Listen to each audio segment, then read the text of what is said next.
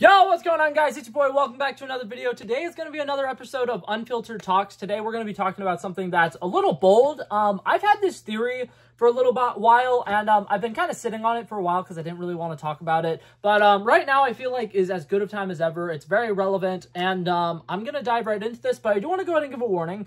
The thing that I'm going to be talking about is kind of a hot take. I don't know necessarily if it is or not, but usually when I make videos, it's talking about movies, and specifically the actual films that are coming to us. Today, I'm going to be making more of a speculative videos about some of the behind-the-scenes stuff with some of the studios. So I'm going to go ahead and say, in this video, I'm going to be talking about Sony as a film company and talking about some of the stuff that I think they might be doing on purpose. So let's dive into this. Okay, so right off the bat, I want to quickly just go ahead and say what my crazy speculative thing is before you guys are like, Blake, what even is this thing that you're talking about? What is this whole video about? Let me just explain it. I think that Sony might be trying to sabotage superhero movies. Now, obviously, I'm going to address the elephant in the room here. You guys are probably thinking this. Blake, Sony has Spider-Man. Why would they be trying to sabotage a character that has made them multiple billion-dollar projects and has been very successful, especially in the last 10 years? They've done so many different iterations of Spider-Man. They've made 11 different Spider-Man movies, and every single one of them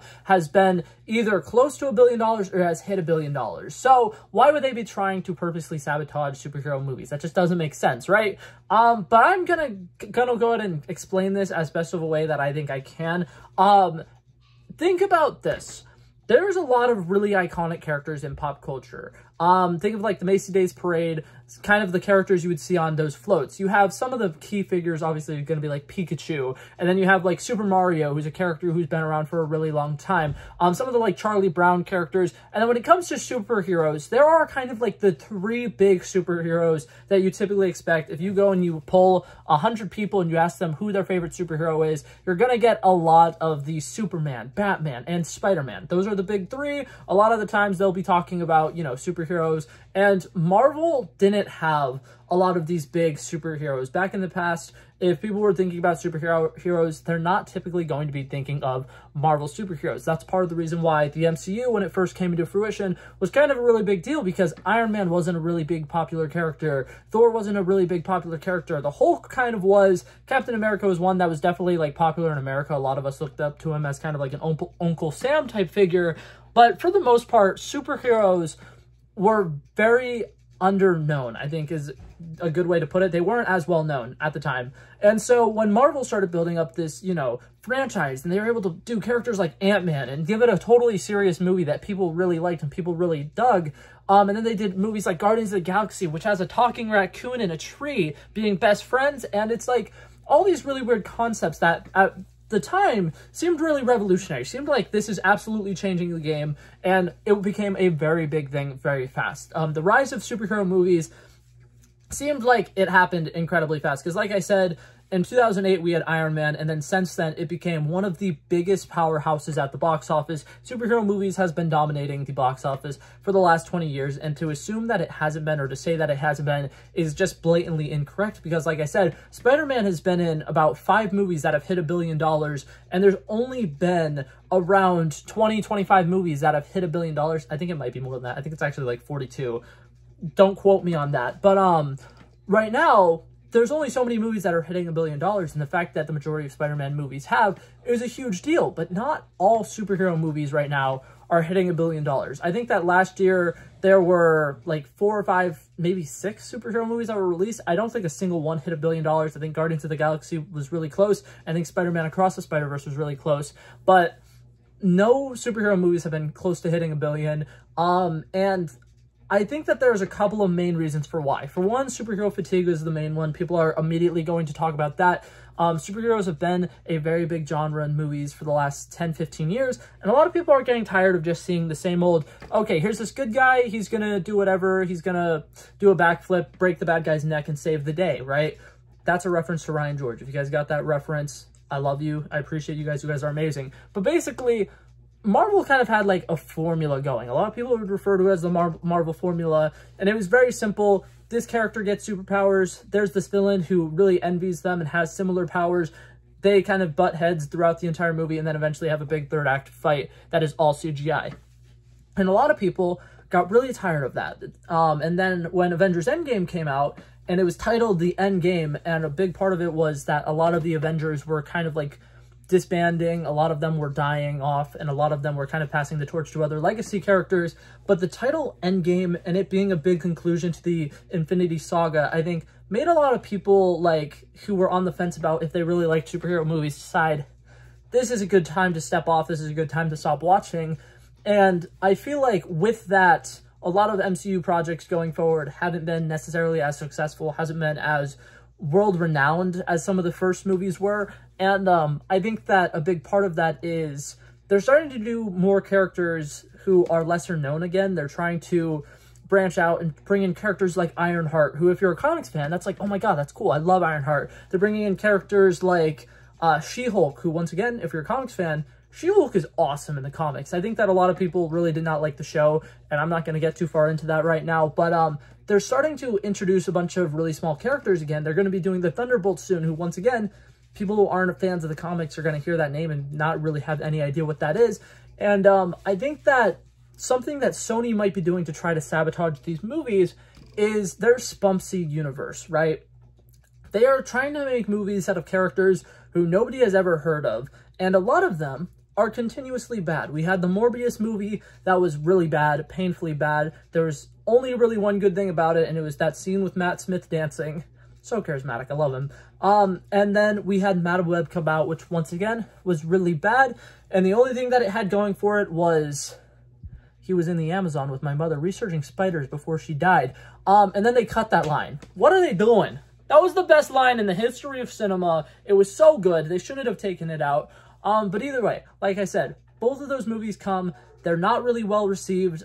Even the actors and actresses who have been in the movies were like, this is really terrible. The final cut of the film is nothing similar to what the original draft was. They all signed on because they read scripts that they thought were actually pretty decent. And the final movie is just absolutely terrible. A lot of people are really disliking it. A lot of people who are having a hard time blurring the lines between, oh, there's a Sony SPUMC universe and there's the MCU. They just see, oh, this is Marvel. Marvel is putting out really bad movies right now.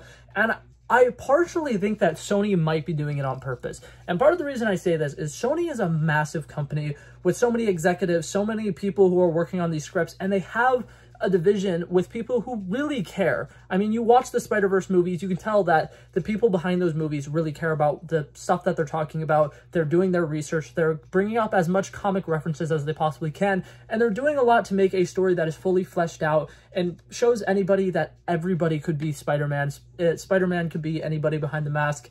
And they're giving us very powerful stories on that side of the universe. And then they have these SPUMC movies where they have these in-house writer and director who wrote and directed Morbius. And then they're like, let's give them another project. And they're people who have literally no good titles to their name. And I think that part of the reason why they keep getting re-signed is because Sony thinks that these people have a really bad reputation, that they can just kind of keep dragging their name through the mud. And if they're getting a big enough paycheck, they don't care that much. And they are going to be making these movies just as bad as Sony wants them to be. And the reason, let me bring this up because I feel like I should have mentioned this already. The reason why I think that this is huge is because Spider-Man is a really iconic character. He's somebody who, it doesn't matter how much you know about superheroes, you know Spider-Man. If a Spider-Man movie is coming out, you're going to watch it regardless. But now, say Marvel is releasing a movie about Miss Marvel or some character like that who's a little lesser known, who a lot of people don't really care about. Say they made a Kate Bishop Hawkeye movie, right? A lot of people wouldn't really be like, who's Kate Bishop? Why is she getting a movie? We don't really care about this character that much. If they don't know a lot about the superhero, they're going to assume, okay, well, this is just a superhero movie and superhero movies haven't been good. I'm not going to go watch that. So I think that's something that Sony is trying to do intentionally is make lesser known comic book movies that are purposely bad. So that way, when people hear about like a DC project coming up with some character called, you know, like Swamp Thing or something like that, and they're like, I don't know if I really want to go watch this, whatever, and, you know, they're going to really think about it, and they're going to be like, you know what, it's a superhero movie, it's not great. And I think that that's kind of the point that Sony might be potentially trying to do here, is if it's not Superman, people aren't going to see a superhero movie. I think that's the goal that Sony's trying to do by putting out these lesser-known characters and purposely making them bad films, because they want people to associate lesser-known comic book characters with worse movies. And so that's my entire theory. And I'm going to kind of head into the second half of this video, which is going to be a little bit different. So bear with me. Okay, so now we've addressed the elephant in the room. We've talked about why I think Sony would be potentially trying to get rid of superhero movies, but I haven't fully talked about why I think that they would be trying to get rid of superhero movies and what would potentially be replacing superhero movies. This is a discussion a lot of people have been having online for a really long time. Back in the day, we had Westerns. Every single movie was a Western. A lot of Westerns came and went. And for the longest time, it was the most popular genre. And then eventually, those kind of started to go away. We started to get a little bit more sci-fi movies and stuff like that. And as, you know, technology advanced, we got eventually to a point where a bunch of superhero movies came. And like I said, they are topping the box offices. They are constantly being the biggest movie of the summer, biggest movie of the, you know, holiday season at the end of the year. And a lot of people are really into superhero movies. But now, because of superhero fatigue and because Endgame came to an end, the DCEU just ended, a lot of people are starting to look at different genres, starting to look at different films, and starting to realize maybe superhero movies aren't that good. And I think that general audiences are starting to kind of not want to see superhero movies anymore. I think that they're sick of them. And obviously, when there's something that is as huge as the superhero movies has been, everybody thinks there's got to be a predecessor, right? What's going to be the next big thing? Are we going to go back to, you know, like rom-coms, like the 90s had a lot of really big rom-coms? Are we going to go back to horror movies being the big thing? Or we're going to go to maybe Westerns or something similar to that, where it's like, we don't even know what it is yet, but it'll be huge and it's going to take over. And a lot of people are theorizing and speculating that the next big thing is video game adaptations.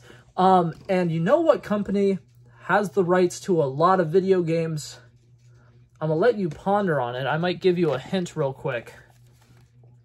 If you were thinking Sony, ding, ding, ding, we have a winner. Sony has the rights to so many video games. There are so many PlayStation exclusive video games. There's a lot of video games that have been on the PlayStation console since PlayStation first existed. And if video game movies are starting to take over, video game shows are starting to take over, Amazon Prime right now, they have the Fallout show, which I'm currently watching, still haven't gone that far into it, but I'm loving everything about it so far. We've had The Last of Us, which officially won Emmys. We had the Super Mario Bros. Movie, which became one of the highest grossing animated movies of all time last year. We have all of the Sonic movies, which have all done relatively well at the box office. And I think people are starting to realize that video game adaptations are here and they're making a big impact. They're making a lot of people who play the games really excited because they feel the same joy that they feel when you first play through a game, whenever you watch this film for the first time, whenever you watch the show for the first time. And last year, one of my favorite video game movies that came out was Gran Turismo. I feel like there are two genres of superhero movies. There are two genres of video game movies right now. It is the straight cut. We are going to tell you the story from the game and we're going to do something different and kind of spice things up a little bit. So like, you know, the Super Mario Bros. Movie. It's basically the Super Mario games, but kind of in a different format. The Last of Us, it's for the most part just the Last of Us show. And then there's a couple of movies which kind of fuse real life and history with the video gaming world. And I think that Gran Turismo did it perfectly. There was also the movie Tetris last year. I want to shout it out any chance I get. It has one of the best car chase scenes I've ever seen. And Taron Egerton is so charismatic in that movie. But that being said, Gran Turismo was a really, really good movie. I think that all of the acting performances were very solid. I think that all of the elements that they did, combining the video game with real life and doing really cool visual effects and everything with it, was fantastic. And that was a very big hit for Sony. I think that a lot of people who saw Gran Turismo thought it was great. It was very well received with the critics for the most part. And it's a solid movie about a PlayStation original game. Obviously, it helps. That one is based off of a true story with an actual F1 racer. And it's a really cool, triumphant story. And if you haven't watched Gran Turismo, I would definitely recommend checking it out. I think it's currently on Netflix. But overall, it's a great movie about a great game. And Sony has so many games. I would not be surprised if at some point in the next 2 years, we got some kind of like God of War type game or something similar to that vein. And I could definitely see it happening. And I definitely would actually kind of love to see stuff like that start happening a little bit more. And I think that Sony, realizing that the future might be video game movies, are trying to kind of weed out some of the superhero movies so that they can make way for their big gaming movies and gaming TV shows that they might be making in the future. Now, that being said, do I think that this is any actual chance of being correct? Not really, but it's something that I've been talking about for a while with some of my friends who I talk movies with and some of my siblings and stuff like that. And a lot of them are like, you know what, that actually seems like something that could be legit. Like, Sony owns PlayStation, and Sony sees that video game movies are the future. They might be potentially trying to weed out some of the lower, lesser-known superhero movies to try to take over with their video game movies. It's totally possible. I don't know for sure if it is or not. But that being said, I just kind of wanted to come on here and talk about that theory that I had. So, that being said, that was it for this video, guys. Thank you guys so much for coming by and checking it out. I love and appreciate you guys so much for watching. And if you liked it, feel free to like and subscribe. I will hopefully see you guys in the next one. Peace out. Bow. Bow, bow, bow.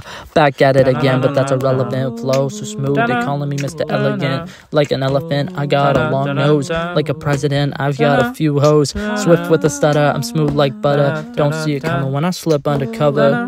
Like a big dog, but I don't bite. I'm still a big broad, I'd win that fight. Come match you and I knock out your lights.